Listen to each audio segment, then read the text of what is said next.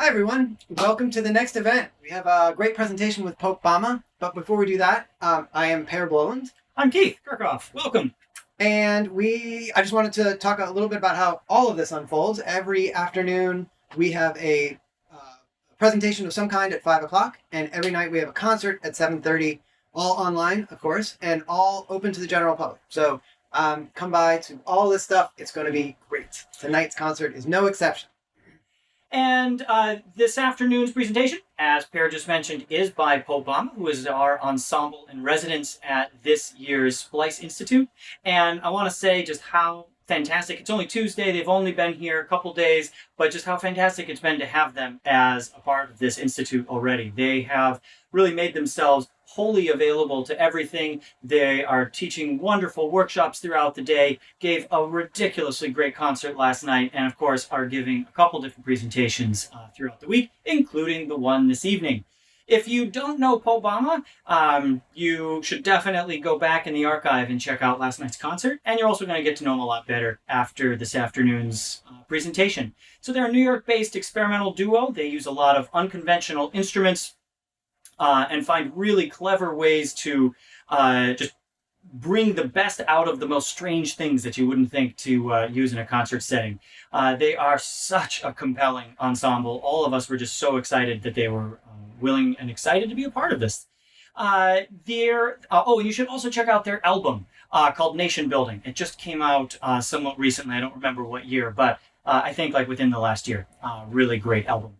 If you have any questions over the course of this talk, please write them in the chat. We have somebody monitoring them who will be sharing those with Popebama, so please don't hesitate to ask your questions, and we're excited to engage as best we can in this virtual format. So thank you all, and enjoy the presentation. See you all online.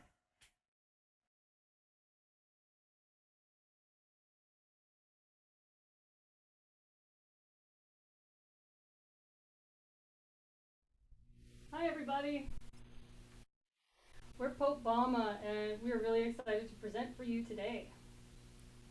My name is Dennis Sullivan. I do percussion and some vocals and electronics in Popebama.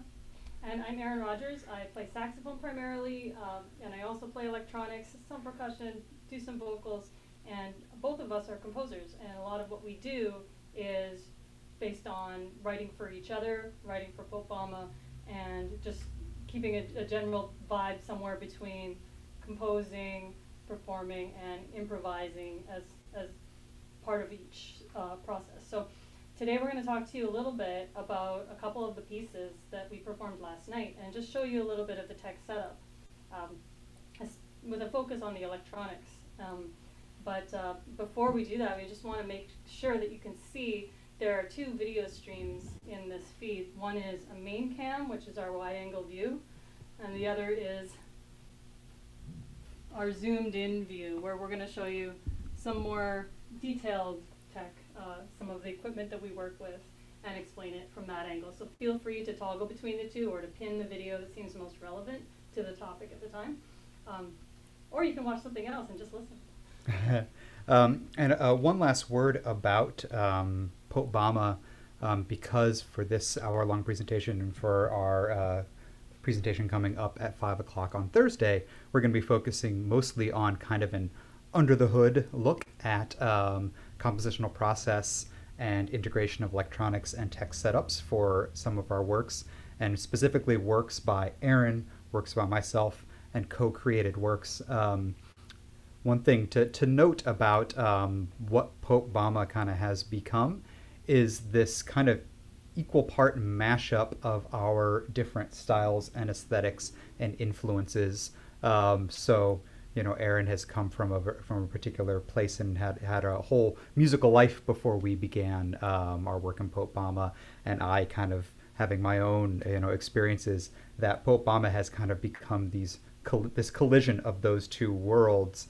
And we write this music that sometimes is co-composed in a room together, and sometimes a piece that, for example, I would bring in that then Erin adds her, you know, very special Erin Rogers flair to it, and also answers 1,000 questions for me about the saxophone. and vice versa. So we kind of have these co-composed works that are maybe 50-50, 90-10, 75-25, and we try to work in a fluid process in that way. And I think both works that we will be looking at over the course of the next couple days kind of show a little bit of a look into that process. That's right, and the work that we're going to start with today happens to be the same work that was first on the program last night. If you saw last night's concert, you'll know what we're talking about, and if you didn't, there will still be really a lot of interesting takeaways. So the piece is called Light on Light, and it was written by me in 2018 for the Mata Festival, and premiered actually by me playing saxophone with two percussionists. And at the time, it was a very different piece. It was written for these two percussionists and had just a different mindset, a different theatricality to it. It was in a large theater. And I knew all along that I wanted the piece to be a Popebama piece. So when I created the score, I created just sort of a percussion score, or like abbreviated score. And we talked a little bit about that in the notation workshop, but one of the biggest processes of this piece was adapting it to a single player version, meaning a single percussionist, and the duo version of Popebama. So starting out with the 3 players, adding just Dennis, and removing the other 2 percussionists, we felt like one thing that would really augment the percussion and allow it to match better would be to add electronics in Dennis's part, which the original percussionists did not use electronics for this piece. So adapting it to one percussionist with electronics gave the work a higher ceiling and allowed it to just fill out in a lot of ways more than what one player could do on his or her own or their own. So that's part of what we'll talk about today, some of the steps we went through in that process by adapting sounds. It's worth noting that Popebama in general uses sound as building block for a lot of our composition. A lot of our composition starts in the practice room, in the rehearsal space where we workshop and find sounds, and then extrapolate from there. And that involves improvisation, but in this case, we were doing a process called mapping. We were taking a score that existed and trying to find the right sounds to match. So what we want to do is talk through a few sounds today that we've matched and blended, and then talk a little bit about some of the pre-existing sample sounds of this piece too. So without further ado, let's talk about the first sound. Great. So as Erin said, this percussion score, when Erin first kind of submitted this piece to me to take a look at, was 2 players. And the first thing to process that we as a unit had to go through was trying to figure out, are there moments where we can get all of the totality of both parts? Can we make it sound like 2 players? Can I actually physically get to all these things that both players are doing? Or is this a moment where, I'd need to sprout a few more limbs to cover 2 parts? And sometimes we were able to achieve the 2-player vibe with me just playing percussion and trying to play both parts at the same time.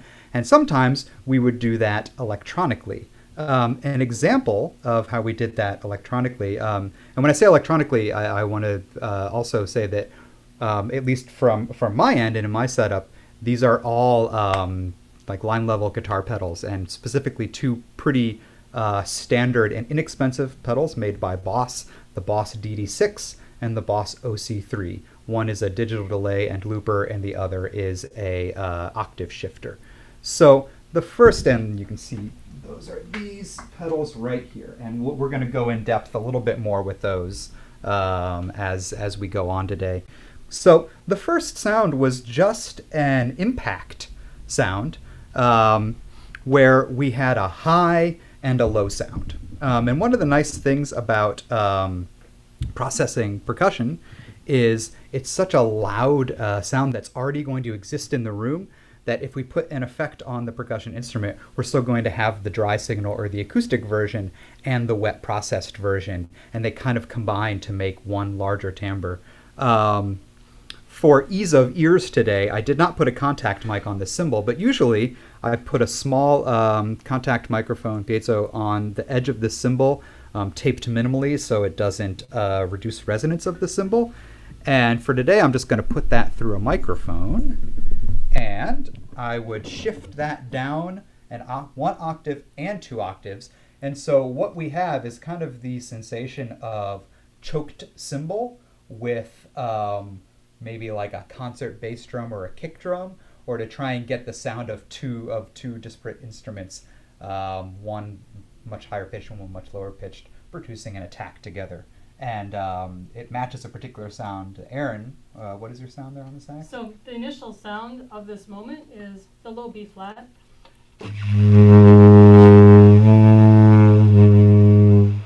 And so with that attack,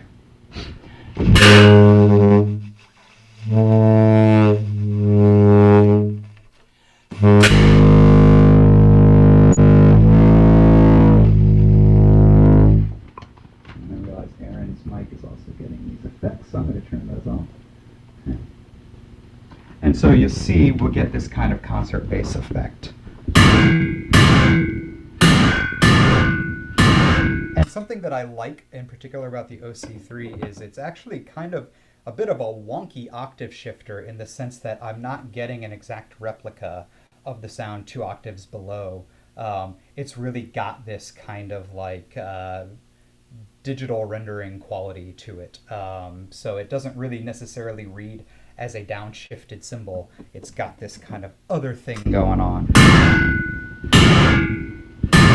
As that octave shifter tries to make sense of, a resonant piece of metal has such a wide spectrum and so many partials in there, and it's trying to figure out which one it wants to grab and shift down to. So something important to think about when you're using octave shifters, if it's a complex sound, if it's a large resonant metal, if it's white noise, if it's something that doesn't have a really clear focused fundamental, then the octave shifter is going to grab whatever it perceives as a strong pitch and try and shift it all if it can. Great. And another thing worth mentioning is that impact sounds, when we play them acoustically with the pedal initially grabbing or turning on at that moment, it helps to disguise the sound of the pedal. So one thing about these pedals is that they make noise when they come on, and that noise is incorporated into the piece in a way, whether you like it or not. So part of what we do in Popebama is strategically try with all of our hardware and equipment to make it as seamless as possible, the activities that we're doing, foot-wise, arm-wise, or to just incorporate that into the sound where it's either overshadowed by other sounds happening in the texture, or it is the texture itself, and that's okay. We're owning that in a way because it's rhythmic. So the idea of, are we trying to minimize that initial click? Or do we want the click of the pedal to kind of act as a trigger? And so forth. Cool. Let's do the second sound. That's a more sustained sound.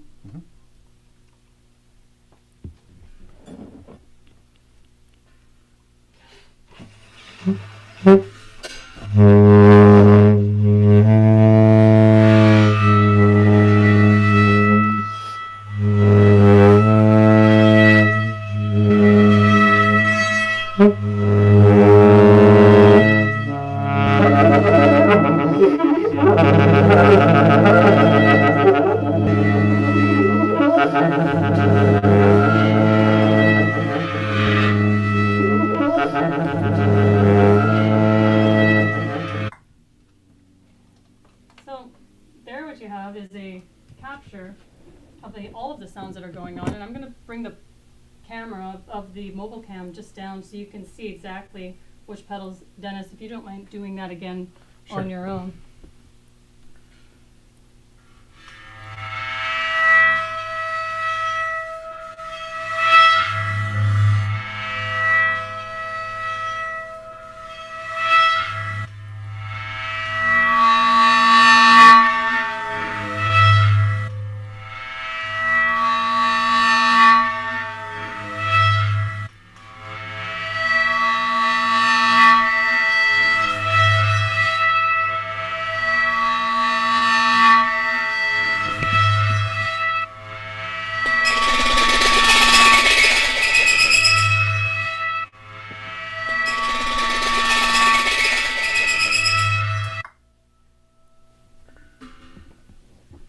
the looping effect there that occurs? Sure. So something I like about, I think I said this in one of the workshops we gave yesterday, is I wouldn't say that I'm a big looper person, but I'm a really big DD6 person. And something I like about the Boss DD6, whereas it's mostly a digital delay pedal, it has a 7-second capture function, so a buffer that you can fill up and record the 7 seconds of sound. And I really like the limiting quality of just 7 seconds. It's a case of less is more, I think. And it keeps you from necessarily making some kind of predictable like beat or progression or some kind of thing that we just kind of exponentially build on in a rhythmic way. 7 seconds isn't a lot of time. So the other thing I really like about the Boss DD6, and I'm going to talk a little bit more about this on Thursday, is you can sample up to 7 seconds, but you can sample down to like nanoseconds. So we can get a really nice short sound to that as well. I also like the simplicity of the pedal in the sense that it's a single press to record, release to play back, press and hold to overdub.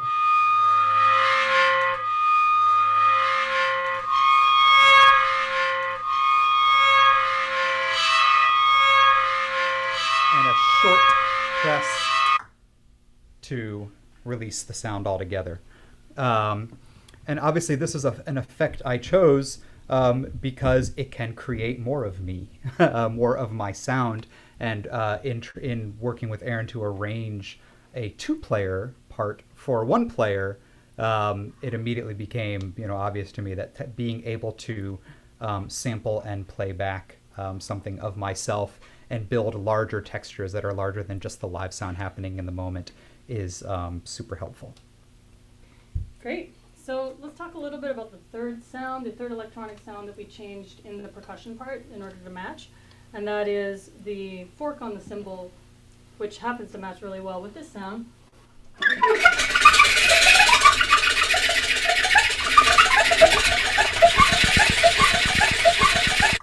Cool. And what I'm doing in the saxophone right there is just a teeth on the reed, chattery. And moving it around so that you're getting a lot of different texture. It's a highly busy texture, and we felt like that was a place in the piece where we wanted to have similar matchy textures. So that's an example of that. Dennis also captured that, and so that sound became part of the texture overall that we could loop. And part of looping in our work, what it really does is allows us to find moments where sound suspends over our playing and allows us to take breaks, resituate, get our act together for the next phrase. We use this in quite a few pieces that we've individually written and written together in order to just have those moments where you have to set this instrument down and pick up this one, you have to grab this, and you don't musically want the phrase to end or for there to be this awkward stop, silence, and then clamor of all sorts of different things as you pick them up, set them down. So electronics can really help you suspend that silence and the phrase of the music. And then as you're working in that suspended space, be very aware of how you're moving slowly as you're picking things up so as not to jar or change the performance.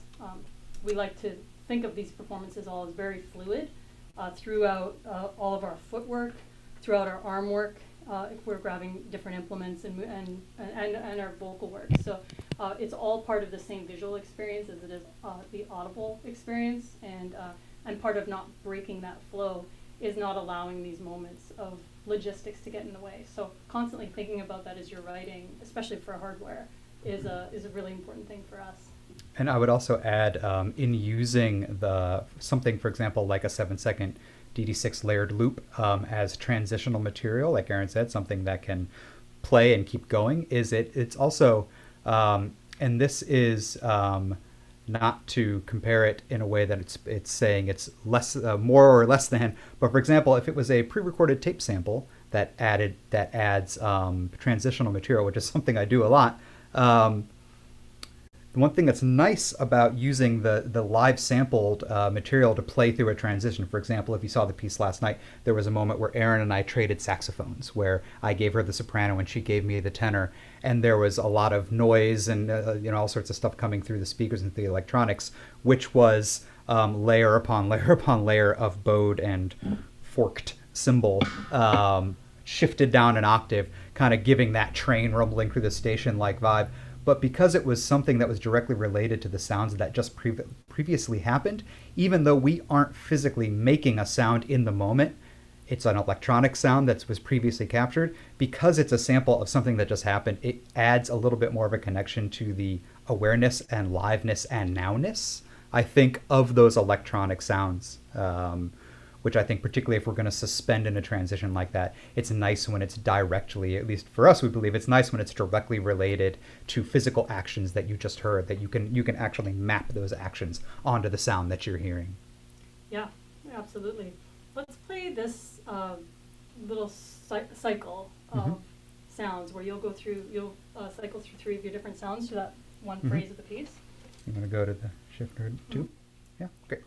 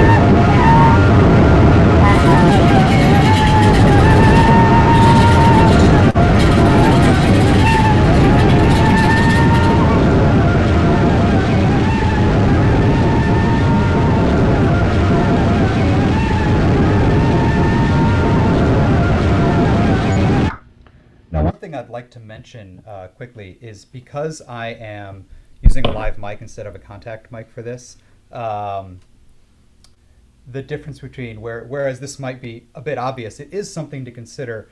The nice thing about the contact mic is it's a line level signal, just like your electric guitar or something like that. The reason you can amplify amplify a guitar and play it out at extreme volumes without getting any other signal from any other noise in the room is because it's a line level signal. Because we have the live mic here is why we were also getting Erin in the capture also and getting Erin in the octave shifting as well. It's one reason why when I do a lot of this work with effects, when we do this live, I do use a lot of electromagnetic pickups, a lot of piezo pickups and things that are line level that can be isolated to the singular sound and only pick up and process a singular sound, as opposed to grabbing everybody in the room. It's kind of unfair to them to say, oh, by the way, I'm going to process your sound too, by the way, unless that's something that they're asking for. That said, I mean, there are a lot of pieces where we rely on one person's reverb to process the whole ensemble, and that's one of the things that allows us to work in this sort of patchwork way, where some things are amplified, some things are not. And this piece initially it didn't need, in an acoustic setting with an audience, it doesn't need to have mics where I am going through the PA. In fact, the live sound of the saxophone itself is enough. It's loud enough and balances with all of the percussion intentionally, so that we can have both elements and have those elements balance and play together without necessarily needing everything to go through one electronic channel and come out the PA. So this is the thing I've in my own work, and with Popebama I've been experimenting with a lot, and that is having certain players in an ensemble amplified, going through certain effects pedals, and other players completely acoustic. And it's another way to play with the balance of sounds, because you're getting very different sounds. In the case of someone playing through an electronic system, you're able to get very small sounds and amplify them really hot, while others play a normal at a normal acoustic volume, and those sounds can play together. And then it also involves being able to process other players. So if one of the players in the ensemble has a reverb, somehow that affects everything in a lot of ways, where the audience is perceiving the reverb anyway, and so your sound is in that world regardless of whether or not you're playing with your own reverb pedal. And to some listeners it's very obvious, but to others it's all part of the same world. So I think using your own ear and figuring out how that's working and what's interesting about it is something we consider a lot in this work together. Absolutely. The fourth sound we want to talk about here is one of the most interesting moments of the piece last night, where Lay on Light is a piece about trains, and there's a moment where Dennis plays kashishi with both hands, on alternates quickly through this huge, a shell basically, but actually uses contact mics on the kashishi. So I'm going to start to explain this sound quickly. Actually going to mute the contact mics. And I think it's important to know what the kashishi are. These are what in a family we call basket shakers, African shakers. They are played by moving the beans or the beads back and forth. They strike the harder side and then kind of settle back into the basket, so you get a more articulate sound here and a more washy sound back here as they settle back. And this is a sharper attack and a softer attack. And you can kind of alternate those. I always joke that these are like automatic groove machines. If you can do this in eighth notes and then turn your wrists like you're turning doorknobs and then do them at different times, then you can get funky. almost immediately. So the contact mics are only on the harder staccato side. And so that is the bulk of what gets picked up in the contact mics. So here it is with the contact mics. And you can hear every little, we could probably piece of just moving.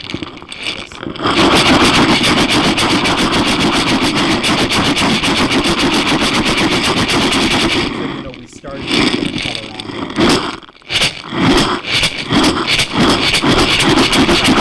and then we moved to this.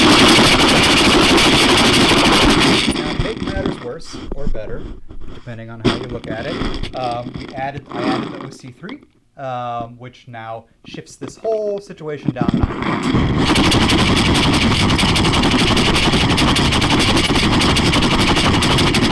What I really like about this is the fact that, again, you have this kind of, the OC3 kind of takes the definition out of the contact mic sound and just gets this rumbly sound. Again, Erin said this piece she wrote is very much inspired by the New York subway system and trains.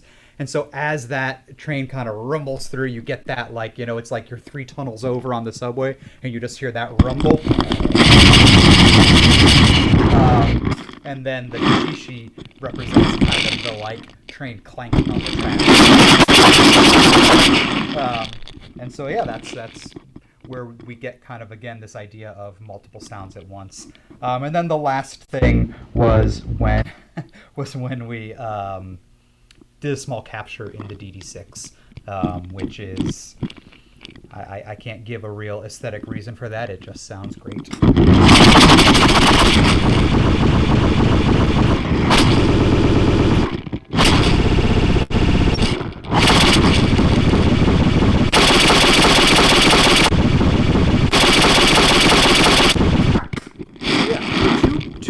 Basic pedals with very basic functions, and I guess the thought here, if there's a point to be made about that, it's that it's about what you feed it. It's about what you put into it. Again, we have a variable 7-second buffer and an octave shifter, but because we fed such a rich instrument through that, we have an enormous amount of sonic possibilities from 2 very basic machines. Yeah, and it's worth adding, this section was meant to work in tandem with the saxophone multiphonic layering sound. So there actually is another layer of acoustic saxophone that's playing sort of this polyphonic line of trilled multiphonics. So my sound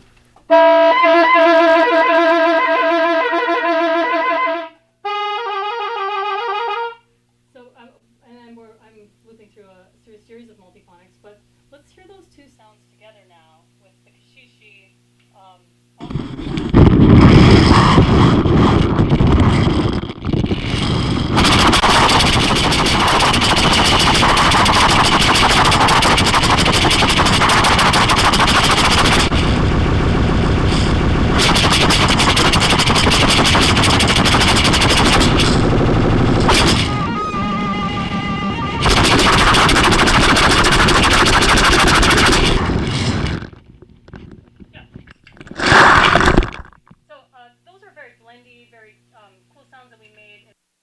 Percussion part to the saxophone existing line and to sort of augment the Dennis's palette because it was originally two percussionists. Now there's also another element of electronics in this work that I want to talk about. It's the sample patches, and the samples are actually all pre-made sound files, audio files that I pre-recorded from various sources and wanted to be able to trigger throughout the piece. So I didn't want us to be on a tape part with a click, which is often what you have to do if you were using fixed media. But I wanted the performers to be able to trigger, or me being the performer, to be able to trigger it myself in case we got out of time, in case the first phrase took a little bit longer. So we didn't have to stay on that exact grid. And so what I ended up figuring out was, since I'm playing a saxophone and my hands are pretty much in use, that I could use the foot pedal to trigger the samples. And this is one of the first pieces I ever used with foot pedal, and so I was looking all over for a good one, and I found this this soft step from Keith McMillan here, which you'll see down here, which ended up being a really good tool for me to buy in general. And as a wind player or a string player, anybody who's using your hands and is not able to actually use hands to trigger MIDI commands or whatnot in a piece, this turned out to be a really great tool. So what I ended up doing was I didn't want to run a heavy software with this piece, partially because I was using the computer for many other things in most of the sets we were doing. So a friend who works in theater in New York recommended QLab, and I thought, well, okay, I know QLab is a sort of theater software where you run shows through, but I'd never tried it as an actual sample trigger software.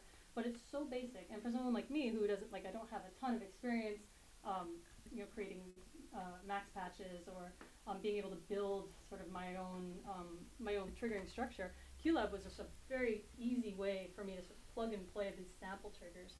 So I want to just show a couple of the sample sounds that we use in the piece, and then just show a little bit of the actual QLab interface, and then we'll switch over to the next piece. But so one of the first sounds that you hear in this piece is just the generic train sound, and I can trigger that by pressing the first button on my foot pedal.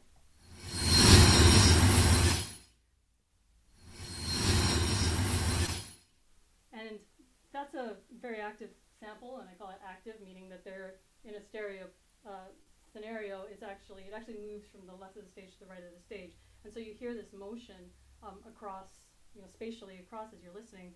And the piece is a very active piece at the beginning, and that sample is to the sound that we're already making. So, Dennis, if you don't mind, just playing that beginning part with me just a little bit. So we're already.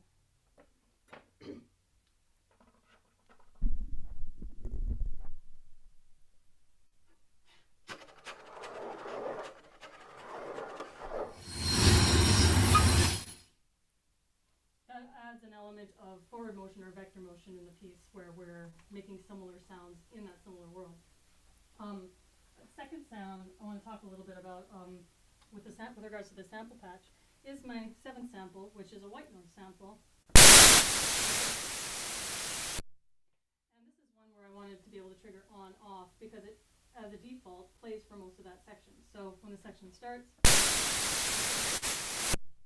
I turn it on, and then after a certain amount of time, I have to trigger it off. And that, for me, allows it to just be on as a default, as opposed to having one that runs out on its own, and maybe you're not quite at the end of your phrase. So that white noise sound matched really well with some of the white noise sounds we were making in that section where Dennis is holding the soprano sax like a corn cob. It's delicious.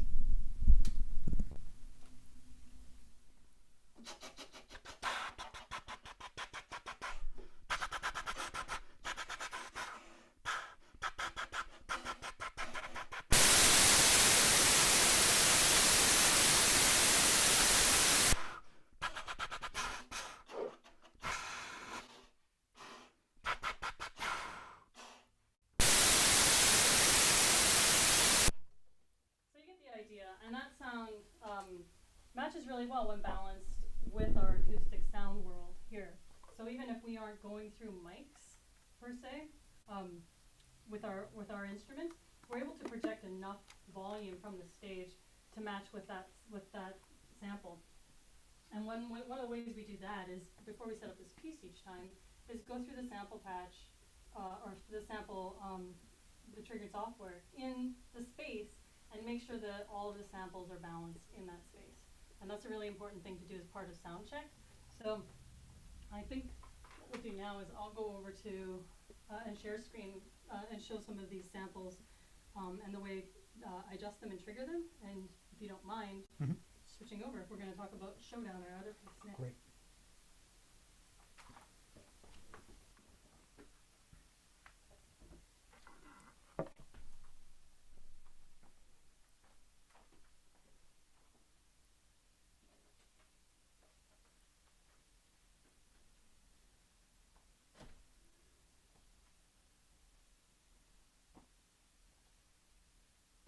All right.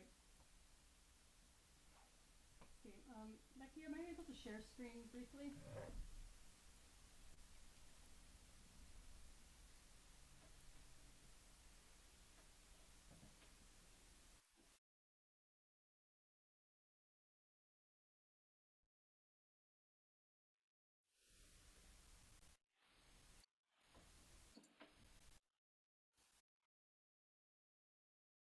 Perfect, thank you.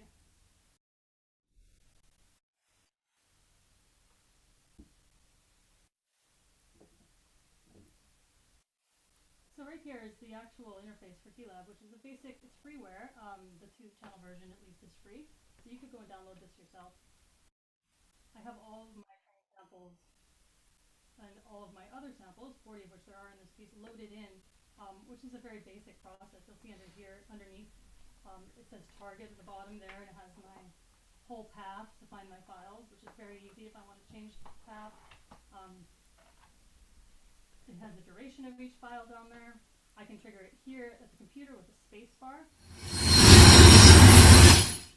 Or, which is what I actually use, with my soft step. So currently I'm on sample 2, and so I've just programmed it on the MIDI trigger to have a program change of 2, so that when I press this button 2 on the soft step, if you don't mind putting the camera on that, it plays sample. And that's just a programmable, easy thing for if you haven't worked with MIDI a lot, or you just kind of want something to work. The time loops, we can shorten and lengthen them easily in the software. I can also change it to an infinite loop or play count 1, which is really helpful. As I was saying, for the patches where I want, let me finish real quick.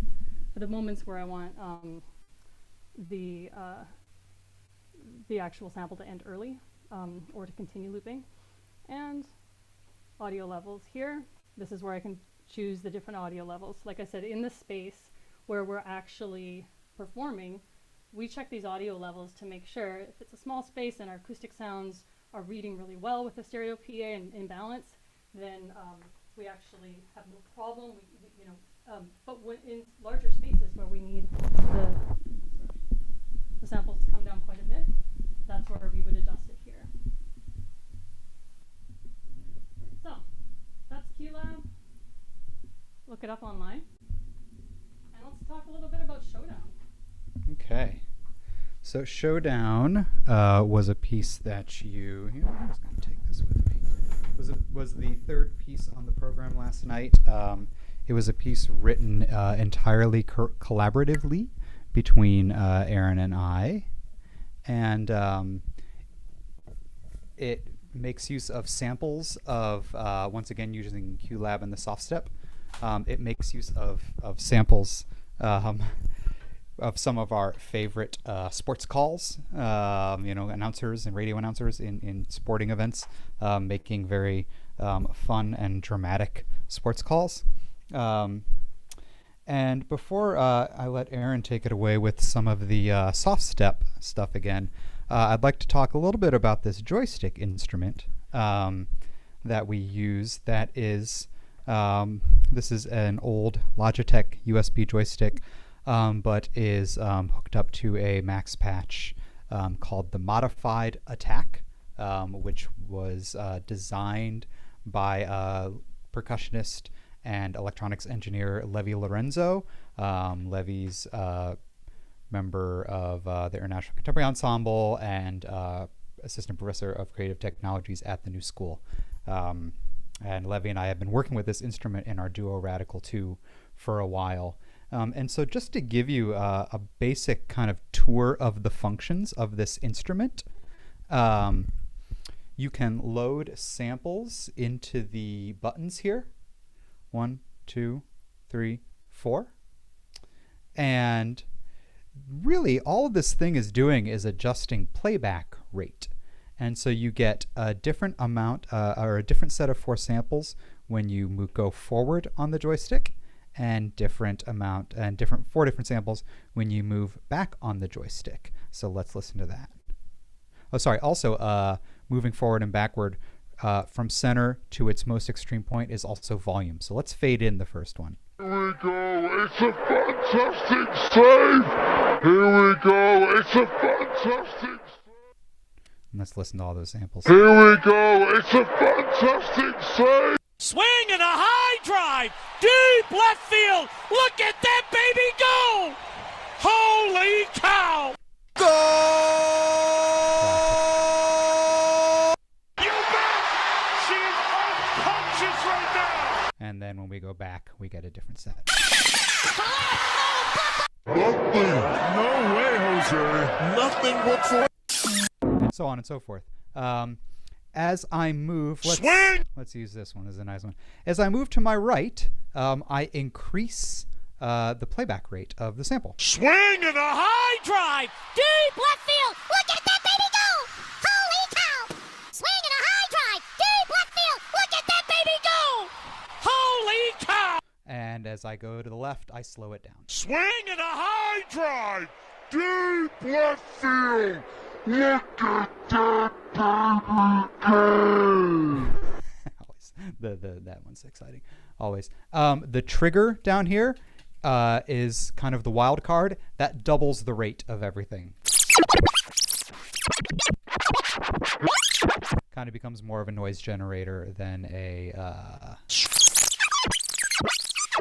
sample playback. The last function to show you here is the looping function, which is what we used at the end of the piece. These two buttons back here are record and record, playback, playback. And here, this dial, we have volume for those loops. So let's explore that quickly.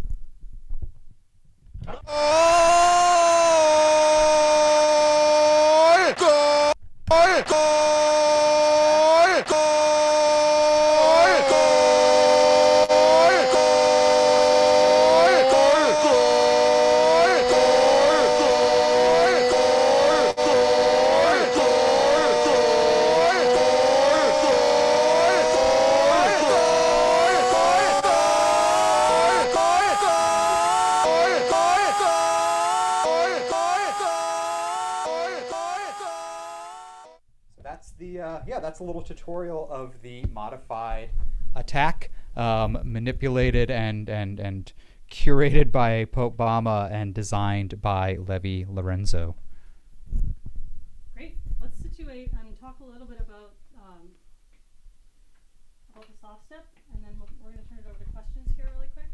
So the actual soft step, the way we used it in this performance is not.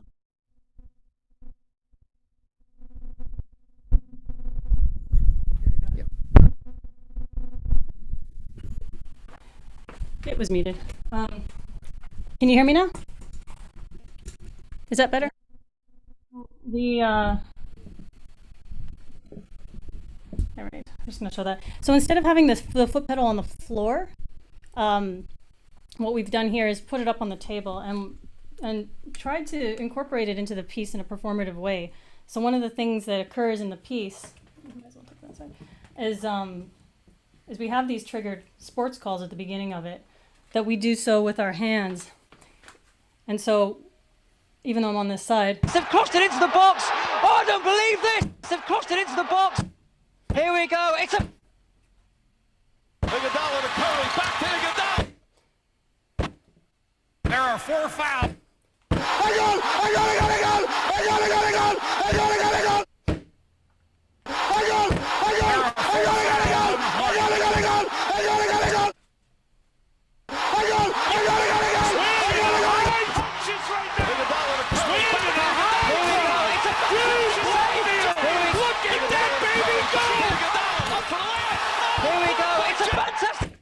so you can see it's kind of a game of whack-a-mole, and that's how we designed it to be. Each of these samples is triggered on and off by the same button. So we worked the program or the performance around it so that one of us would turn it on, the other might turn it off. There would become this sort of competition as to who's winning this game of whack-a-mole.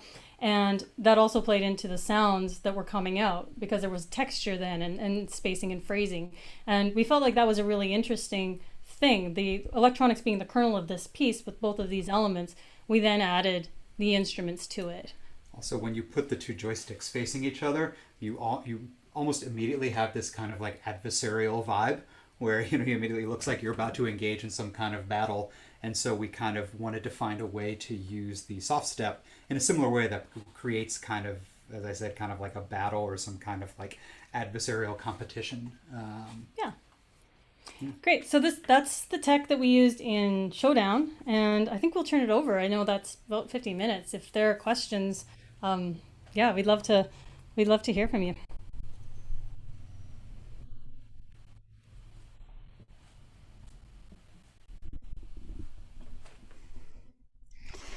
Thank you very, very much, Popebama, for that amazing presentation. One of the things that I appreciated about it is the fact that you revealed to us really the inner workings of how your setup functions. And that's something that we don't get to see very often from performers. When we attend concerts, you see the setup, it's already there, it's already been tested. You see the performance and then it's all over. And so being able to have a sort of a sneak peek and a detailed one into what really makes Popebama tick is amazing. So thank you very, very much. We have some great questions that have come into the chat, and I invite those of you who would like to ask questions to Popebama, please type your questions in the chat and we will get to them in order. So our first question this evening is from Isaac R. Smith Music, who says, so many fascinating colors. Do you find that all of these get added to your constantly growing toolbox? And can you return to them with any given piece, or is each piece a new collection of sounds?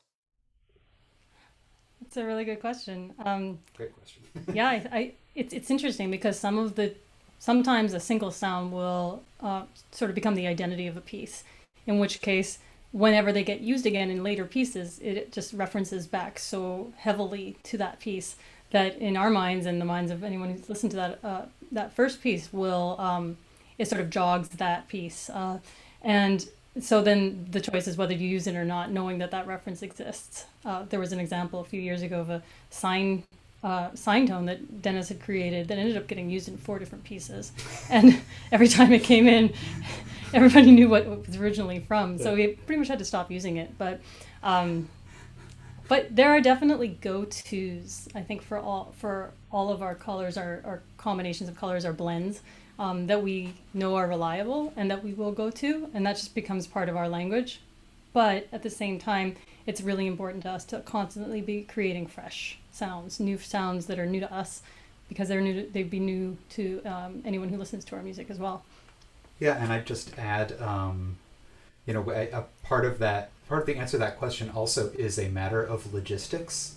So, for example, the sharing of gear and moving piece from one setup to another setup is something we have to have physical maps of, and tasks and lists of like, okay, after piece A going to piece B, Erin unplugs this and moves this, and we need to make sure that channel's muted, and Dennis unplugs and moves this, or maybe Erin takes care of all logistics and Dennis talks to the audience for a while Erin's unplugging and unplugging, or vice versa. I now have a second DD6 because it made it into so many pieces that we got tired of like having to have, because we don't want to be coiling and uncoiling cables, so you have cable runs out for output input plus your power supply, and you have to double up on everything and have them all laid out so it's a quick ready to go. And so it is a matter of logistics also. Sometimes it's really nice to have a small suitcase of things that gets used on every piece, and sometimes it's, depending on what those items are, it's not as possible, and we have to pack a truck and have something exclusive for each different piece. Yeah, so that determines the sound world, those limitations. I think it also points to the amount of detail, the level of detail that goes into not just the compositional process, but the performative aspects of what you do. So there are some more questions that have come up into the chat. The next one is from Justin Zeitlinger, who asks, what was Dennis holding during the Lyle piece? I was holding a small, the Niant capsule microphone that we talked about earlier. Unfortunately, it's on the other side of the room in a big rat's nest of cables, so I don't think I'm going to grab it right now. Just quickly, it's worth saying, we did a 2-hour expression in electronics workshop before this that was for a smaller audience, and that will be available to all SPLICE participants, but that's where we went in depth about Jenna Lyle's piece. Apologies, I'm now realizing that I'm like letting information from our previous session run into that. You haven't heard this information yet. That was another session. It's a very small, it's made by a company called Niant, N-A-I-A-N-T. And it's just a very small capsule mic, kind of akin to a lapel mic, but far more durable. You can smash it on things, rub it on things. It's a really high quality microphone that you can actually be very abusive with. You can put it in your mouth, as I did. But there it is. There's that little capsule. So that was taped onto my finger, and that was causing feedback via the orientation in the physical space, orientation to feedback inducing components inside Erin's saxophone, inside a clarinet that was sitting in front of my table, plus the speakers in the room. There were about 5 different sound sources in the room that caused feedback based on the orientation of that little microphone. And there was another one of those inside Erin's saxophone. Again, as Erin said, we recorded that session, and there's a whole explanation that'll be up on Discord, about 40 minutes, talking about how that piece worked. Awesome. Thank you very much. The next question is from Connor Scroggins, who asks, how much do the electronic samples you use inform your acoustic writing, and vice versa? Well, in the case of Light on Light, it was, they were added afterwards for the most part. Those examples that I played with the white noise sound and the first train sound, those were sounds that I knew were going to go in the piece, but the others I added extraneously. And what happened was when you're writing acoustically and thinking about all of the sounds that you have at your disposal, sometimes it doesn't feel like enough, and other sounds need to be added onto that. So that's where you bring in these sort of electronic third-party textures, at least in the case of writing for Light on Light, and that just augments it, and it can sometimes environmentalize it. In Light on Light, there were moments where there was a baby crying, or there was like crowd noise, or things that are referential, and those help to kind of bring the piece into another dimension. So sometimes I'll know going in that I want that piece to exist in another dimension, but the actual sound samples usually come second for me. Great, thank you very much. The next question is from Seamus Flynn, who asks, is the exact order of the whack-a-mole section predetermined or different every time? Predetermined. Though In the notation workshop, we showed our like very stripped down shorthand version of the score that we try to hide on the table because that's not really a piece where we want to give the impression that we're reading anything. It's predetermined, but I will say with our tiny little print, the little print on the tiny score that's hidden, that doesn't mean that some improvising doesn't come into play. Yeah, there's a lot of improvising in that piece, and a lot of it has to do with if you miss one of these. Didn't miss that time, but we've been known to miss in the past. And one player misses, it's an opportunity for another player to jump on it.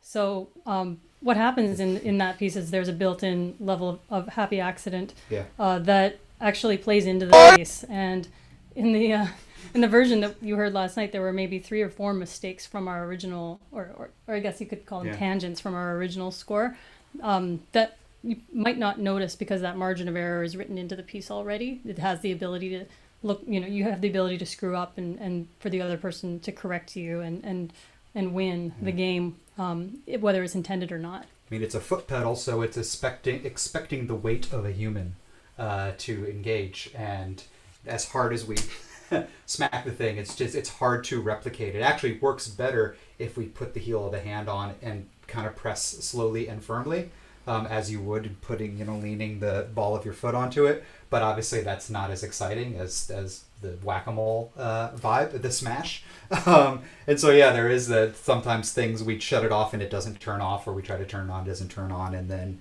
it's pretty much a free-for-all until we achieve the objective and then move on to the next section. But I think despite it being somewhat pre-composed, as you mentioned, there is this unpredictability about it, and the audience is really unaware of all of that, right? We don't know, number one, that it's pre-composed. We also don't know maybe that there is this unpredictability. So anything that happens, the audience accepts as part of what is really meant to happen in your piece. And I think, again, that this goes back to the amount of attention to detail that you as a group and you individually put into the creative process, and then also realizing your creative ideas, both compositionally, musically, and technically, the amount of technical detail that goes into this. And a number of people commented on that in your concert last night, that how aligned everything was, how Keith mentioned, how this sounds so tight that everything that you do, all the movements, all the choreography, that it's all part of that whole Popebama package, that everything that you do. So, and if there are no other questions that come in, I will invite everyone to return again to YouTube this Thursday evening at 5 p.m. Eastern Daylight Savings Time, where we will hear from Popebama again. So thank you very, very much, Popebama, for your fantastic presentation. Thanks. Hooray! Thank you. Yeah, appreciate it.